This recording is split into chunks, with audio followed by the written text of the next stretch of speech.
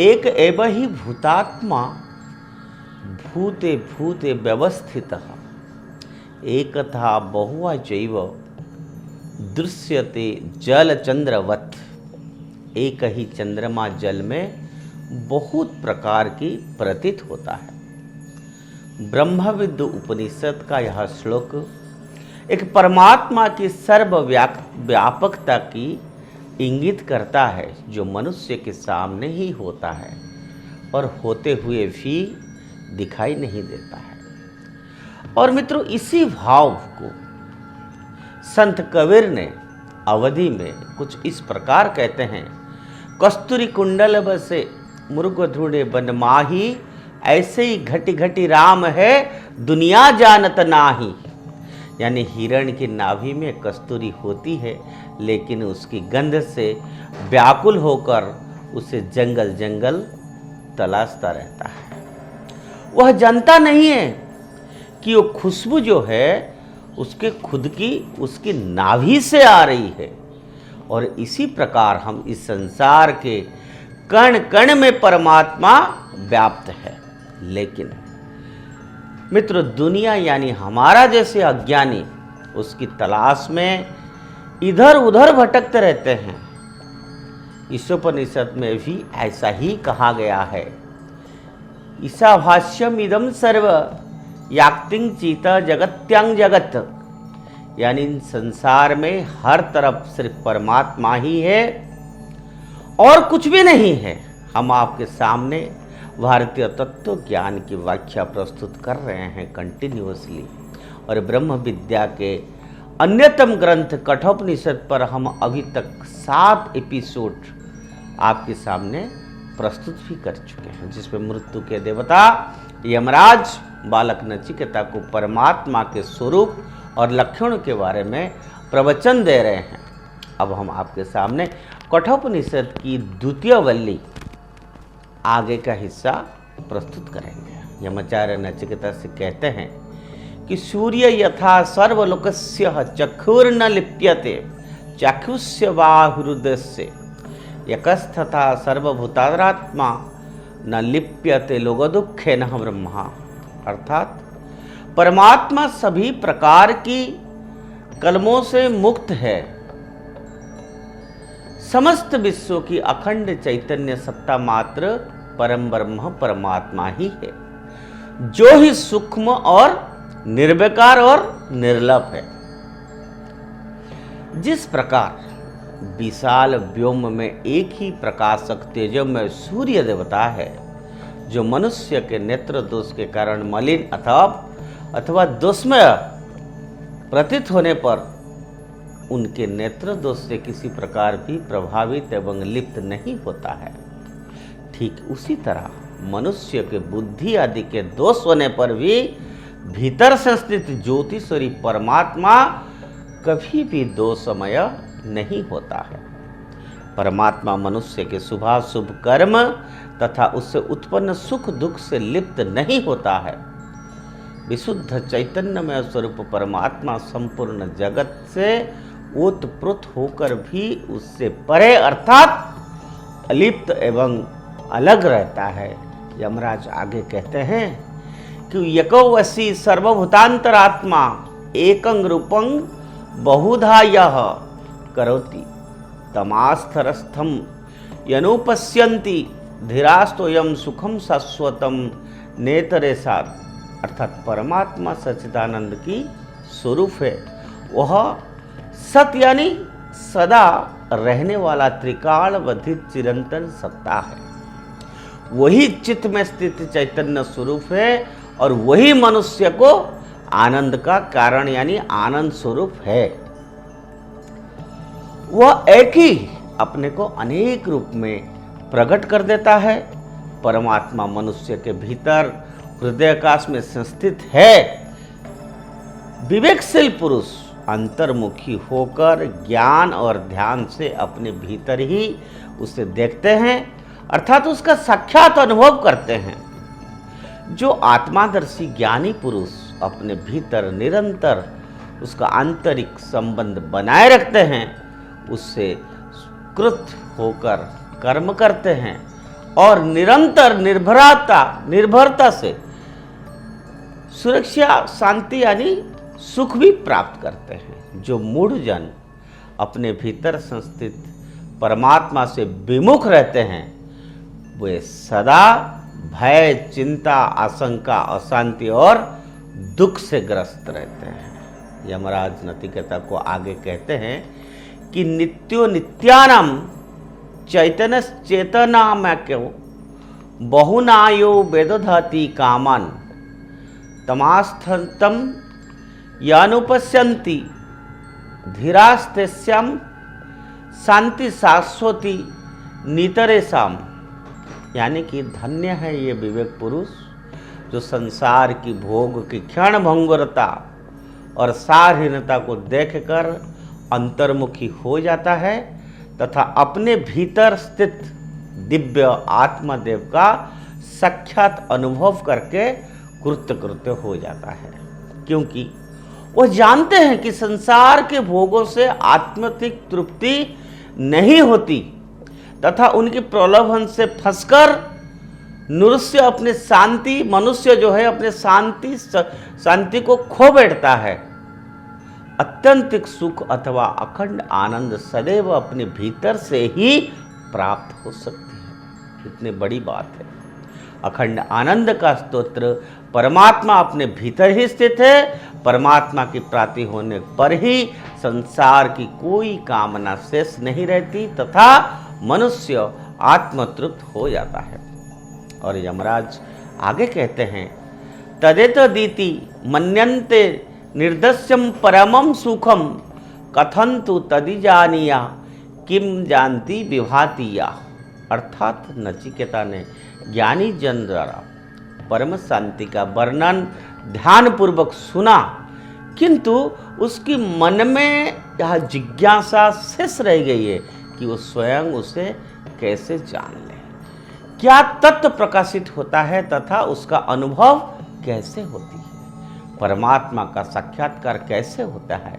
वो परम तत्व यही है, इससे किसी प्रकार जाना चाहिए। क्या वो स्वतः प्रकाशित होता है अथवा किसी अन्य के प्रकाशित होता है, और तत्व क्या है, उसके अनुभव कैसे होता है। तो वास्तव में अगर देखा जाए तो नचिकेता संसार का प्रतीक है। वह हमारे आपके जैसा मनुष्य के प्रतिनिधित्व कर रहा है और हमारा मन में उठने वाला प्रश्नों का मूर्त स्वरूप प्रदान कर रहा है। नचिकेता के इन्हीं प्रश्नों का उत्तर देते हुए यमराज कहते हैं, न तत्र सूर्य भाति न चंद्र तारकम नेमा विद्युतो शांति कृतो यमग्नि तभेव भांत मनुभाति सर्वतस्य आशा सर्वमिदं विभाति। अर्थात परम ब्रह्म परमात्मा प्रकाश स्वरूप है।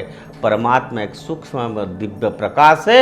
उसका प्रकाश के आगे सूर्य, चंद्र, तारागण और विद्युत प्रकाश तुच्छ है। उस दिव्य प्रकाश की अपेक्षा पृथ्वी पर प्रज्वलित होने वाला यह अग्नि तो भी अधिक तुच्छ है। सूक्ष्म दिव्य लोक में सूर्य, चंद्र, तारागण, विद्युत और अग्नि के प्रकाश का अस्तित्व ही नहीं है। आत्मा की ज्योति चैतन्य एवं दिव्य है तथा सूर्य आदि की ज्योति भौतिक होने के कारण वो जड़ है। सूर्य, चंद्र आदि उसकी प्रकाश से ही दीप्तमान होते हैं और उसके प्रकाश से ही यह जड़ जगत प्रकाशित है, अर्थात उसके प्रभाव से ही अस्तित्ववान होता है तथा संचालित होता है। परमाणुओं के भीतर और उनके मूल से ऊर्जा है तथा ऊर्जा के भीतर और उसके मूल से परमात्मा को चित शक्ति है। परमात्मा चैतन्य स्वरूप है। जड़ पदार्थों में चेतना शक्ति प्रसुप्त है तथा वो वृक्ष आदि वनस्पति में अल्प जागृत है और मनुष्य जैसे चेतन प्राणियों में विशेष जागृत है। चेतना ही सब कुछ है। चैतन्य स्वरूप परमात्मा ही जगत का आश्रय है। यह सब कुछ उसने उत्पन्न होता है और उसी से संचालित होता है तथा उसी में विलीन भी हो जाता है। विराट दिव्य चेतना में संस्थित ज्ञान योगी का अहंकार भी दिव्य हो जाता है, क्योंकि उसने परम तत्व की अनुभूति कर ही लेता है। तभी यह कह पाता है अहम ब्रह्मास्मि। यह मात्र शब्द नहीं है, बल्कि एक अनुभूति है। धन्य है वो महापुरुष जो अपने भीतर सूक्ष्म आनंद लोक में रहते हैं और दिव्य ज्योति का दर्शन भी करते हैं। कठोपनिषद का ये भाग बहुत महत्वपूर्ण है, क्योंकि इसमें सूक्ष्म परम तत्व की स्थूल व्याख्या यमराज द्वारा की गई है।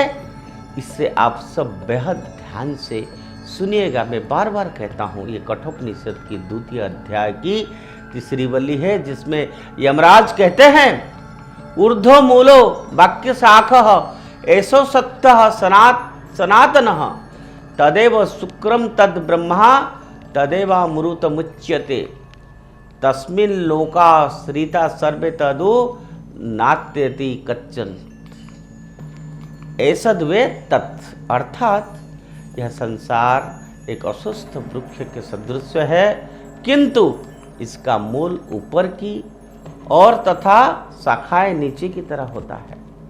यह सनातन है, अर्थात अनादि काल से चला आ रहा है, किंतु यह भी शाश्वत नहीं है, यह भी परिवर्तनशील है। यह अव्यय और अपरिच्छिन्न प्रतीत होता है, लेकिन यह भी नाशवान है, जो कि चैतन्य ब्रह्म तत्व से संचालित एवं गतिशील होता है। अस्वस्थ यानी बरगद के वृक्ष उदाहरण से संसार आध्यात्मिक व्याख्या की जाती है, और संसार को वृक्ष इसलिए कहा गया है क्योंकि इसका छेदन हो सकता है। ज्ञानी पुरुष वैराग्य से इसका उच्छेद कर लेते हैं। वृक्ष में मूल यानी जड़ बेहद महत्वपूर्ण है, इसलिए उसके मूल में परमात्मा ही स्थित है, जिससे उसकी उत्पत्ति होती है। लेकिन ये संसार रूपी वृक्ष समान वृक्ष के उल्टे है। इसका मूल यानी जड़ ऊर्ध्व यानी ऊपर की तरफ है, और इसका भाव यह है कि परमात्मा कारण है, जिससे समस्त संसार का कार्य व्यवहार चलता है। वो सात्विक गुण है, इसलिए वो ऊपर है। सत्व के विकास से मनुष्य का ऊर्ध्वता की ओर प्रवृत्त होता है, तथा राजस और तमस गुण यानी रज तम की वृद्धि होने पर मनुष्य अध यानी नीचे की तरफ चला जाता है, और भौतिक वासनाएं मनुष्य को पतनोन्मुखी कर लेता है।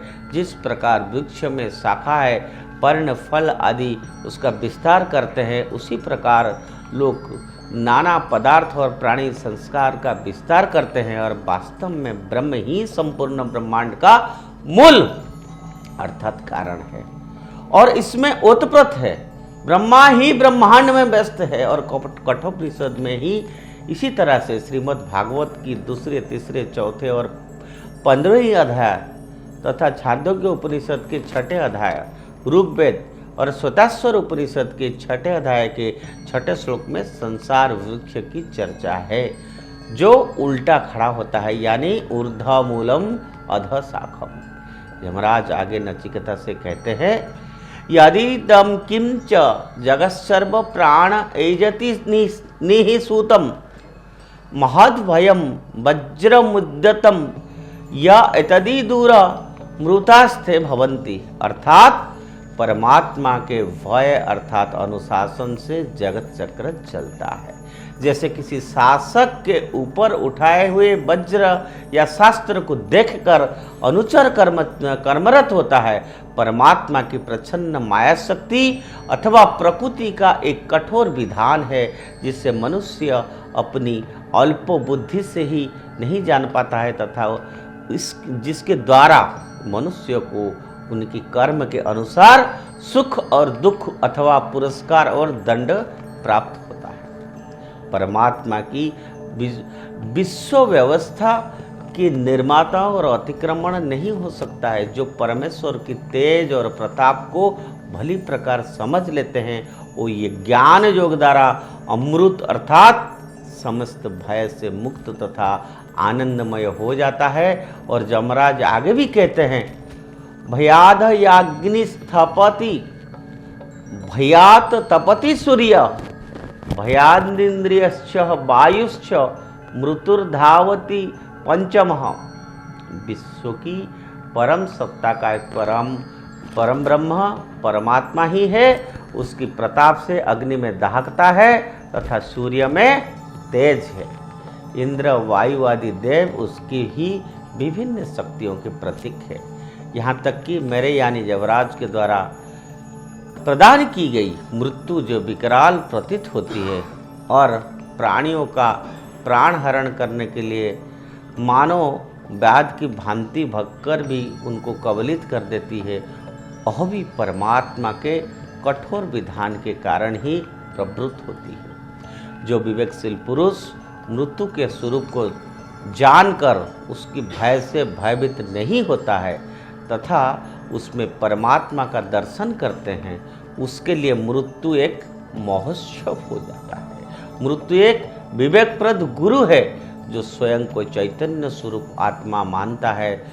उसे मृत्यु का भय और सुख नहीं होते हैं। जो एकाक्षर ब्रह्म ओम का स्मरण करते हुए प्राण विसर्जन करता है वह परम गति को प्राप्त कर लेता है। आत्मज्ञानी मृत्यु के भय का अतिक्रमण कर देता है तथा समस्त भयों से मुक्त होकर अभय हो जाता है। और यमराज आगे भी कहते हैं, इद चेद सकद बुद्धु प्राक शरीरस्य विश्वसः ततः सर्वेषु लोकेषु शरीरवाय कल्पते। अर्थात मानव जीवन की सर्वोच्च उपलब्धि यही है कि मनुष्य जीवन काल में ही देह का छूटने से पूर्व विश्व की परम सत्ता का साक्षात्कार कर ले तथा अपने भीतर संस्थित चिन्मय आत्मा और परमात्मा की एकता की अनुभूति कर ले। अनेक ऋषियों ने अनेक प्रकार से इसे जीवन की कृतार्थ कहा जाता है। कोई प्राणी अन्य योनि में दिव्यता का ऐसा अनुभव नहीं कर सकता, किंतु विकास प्रक्रिया के शिखर पर स्थित मनुष्य, केवल मात्र मनुष्य इसी जीवन में अमृत तत्व आदि प्राप्त कर सकता है। अमृत तत्व को यदि मनुष्य योनि प्राप्त करके वो मुक्तात्मा होने के परम लाभ से वंचित रह जाता है तो महान विनिष्ट है। ब्रह्म की दिव्यानुभूति होना जीवन की सार्थकता है। यदि मनुष्य परमात्मा की प्राप्ति नहीं करता तो वो शरीर भाव में भटकता ही रहता है और वह अमूल्य मानव जीवन गंवाकर वापस फिर से निकृष्ट योनियों में चला जाता है। लेकिन ब्रह्मवेता ब्रह्म को प्राप्त कर लेता है। यमराज आगे फिर कहते हैं, यथादर्शे तथात्मनि यथास्तते तथा पितृलोके यथाप्तु परिवदर्शसो तथा गंधर्वलोके छायावतारेव ब्रह्मलोके। अर्थात परमात्मा का दर्शन मानव देह के भीतर ही होना संभव है। जिस प्रकार दर्पण में प्रतिबिंब स्पष्ट दिखता है उसी प्रकार मनुष्य के निर्मल अंतकरण में भी परमात्मा का दर्शन संभव हो पाता है।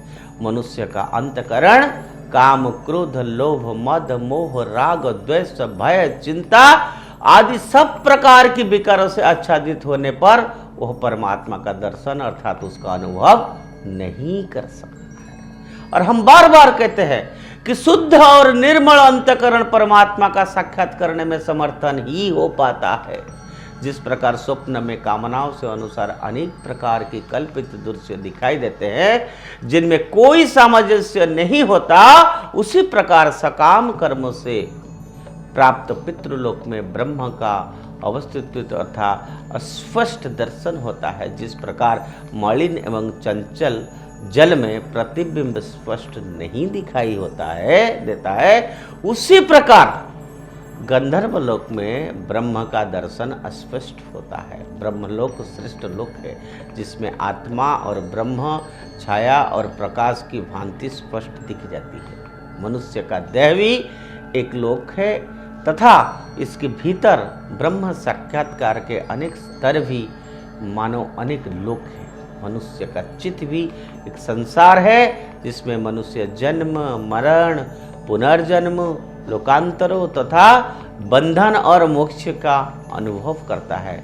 मनुष्य अपने भीतर ही चेतना की अनेक परंतों में अथवा चेतना के विभिन्न स्तरों पर ब्रह्मा की आंशिक अनुभूति करता है तथा अंत में ब्रह्म के साथ तादात्म्य यानी एकात्मा होने पर दोनों का अभेद हो जाता है, जो कि अहं ब्रह्मास्मि यानी मैं ही ब्रह्म हूँ की अनिर्वचनीय अवस्था अर्थात पूर्णत्व की अवस्था है। तो यह थी कठोपनिषद के श्लोकों का व्याख्या। वैसे तो मेरी इच्छा होती है कि एक ही बार में पूरा कठोपनिषद आपको सुनाऊंगा, लेकिन ब्रह्म ज्ञान का ये विषय बहुत विस्तृत है और ये जो विजुअल मीडिया है, डिजिटल मीडिया है, उसकी भी अपने एक सीमा है। इसलिए मुझे इस एपिसोड में प्रस्तुत करना होता है।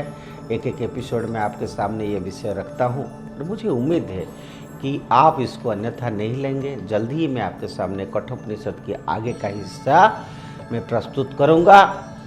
और आज भी मैं आपको और निरंतर यह वो रिक्वेस्ट कर रहा हूं आप लोगों को कि ये जो व्याख्या है, ये जो मुनि ऋषियों की वाणी है, ये जो लिखा गया है हमारे शास्त्रों में, जो कि सिर्फ मैं आपके सामने प्रस्तुत करता हूँ, ये मुझे अत्यंत खुशी होगी अगर आप उसको ध्यान से सुनेंगे और उचित व्यक्ति को इस विषय को आप शेयर भी करेंगे। तो ये जितने लोगों के पास जाएगा इतना ही ये समाज में अच्छा काम करेगा और इतना ही अच्छा मनुष्य बनेंगे। जैसे कहते हैं मनोभव, एक अच्छा मनुष्य बनने के लिए शास्त्र में क्या लिखा है, कठोपनिषद में क्या लिखा है, ये इसकी फायदा हम लोग मनुष्य कलियुग में ले सकते हैं। आज के लिए इतना। और मैं आज भी कहता हूँ कि आप सब लोग उदय इंडिया से जुड़े रहिए, क्योंकि इस तरह से शास्त्र, वेद, उपनिषद, गीता की व्याख्या आपको सिर्फ उदय इंडिया में ही सुनने को मिलेगा। ओम तत्सत।